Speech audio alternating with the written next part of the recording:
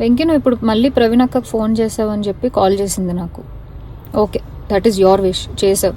నేను ఇప్పుడు నీకు మళ్ళీ చెప్తున్నాను, మే వరకు టైం ఇస్తే నీకు 1.5 తిరిగి వెనక్కి ఇచ్చేస్తాను త్రూ అకౌంట్.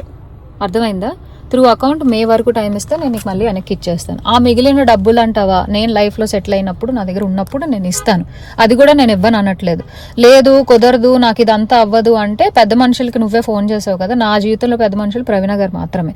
సో ఆ ప్రవీణ అక్కకి వేణుస్వామిని పెడతావా లేకపోతే ఇంకెవరినైనా పెట్టుకుంటావా, నేను పిలుస్తాను, నువ్వు పిలుచుకో.